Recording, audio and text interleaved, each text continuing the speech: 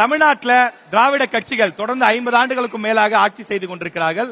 அது திமுகவாக இருந்தாலும் அதிமுகவாக இருந்தாலும் பலமுறை ஆட்சி செய்திருக்கிறார்கள். தமிழ்நாட்டில் ஏராளமான இலவச திட்டங்களை கொடுத்திருக்கிறார்கள். மாணவர்கள் தொடங்கி மீனவர்கள் வரைக்கும், பெண்கள், ஆண்கள் என்று அனைத்து தரப்பு மக்களுக்கும் ஏராளமான இலவச திட்டங்களை கொடுத்திருக்காங்க. இப்ப கூட மகளிர் உரிமை தொகையாக 1000 ரூபாய் கொடுக்கிறார்கள். கடந்த ஆட்சியில லேப்டாப் கொடுத்தாங்க, தாலிக்கு தங்கம் கொடுத்தாங்க, கறவை மாடுகள் கொடுத்தாங்க. இப்படி ஏராளமான விஷயங்கள் இருக்கு. இந்த இலவசங்கள் கட்டாயம் மக்களுக்கு வேணும் அப்படின்னு ஒரு சாரர் சொல்றாங்க.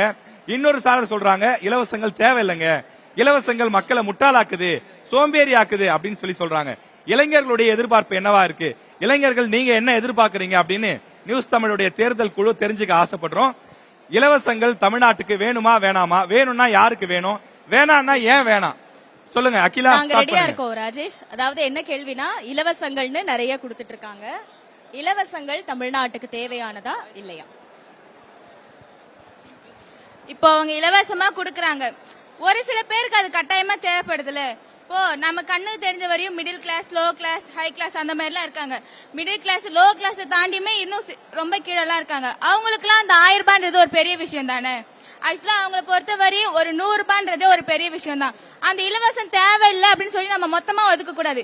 அது யாருக்கு போய் சேரணுமோ கரெக்டா போய் சேர்ற சிஸ்டம் தான் இங்க ஒர்க் ஆகணும். இருக்கிற சிஸ்டம் ஃபர்ஸ்ட் ஒழுங்கா ஒர்க் ஆகட்டுமே, அதுக்கப்புறம் நம்ம மத்த சிஸ்டம்லாம் நம்ம பாத்துக்கலாம். இலவசம் கண்டிப்பா இங்க யாருக்குமே தேவைப்படாம இருக்காது. தேவைப்படும், தேவைப்படுறவங்களுக்கு தேவைப்படும். நமக்கு வேணாம்னா வேணாம், அதை விட்டுடலாம். இலவசங்கள் யாருக்கு தேவையோ அவங்கள போய் சென்றடையட்டும். இலவசமா காசு கொடுக்கும்போது மட்டும் உரிமை தொகைன்னு சொல்லுவாங்க.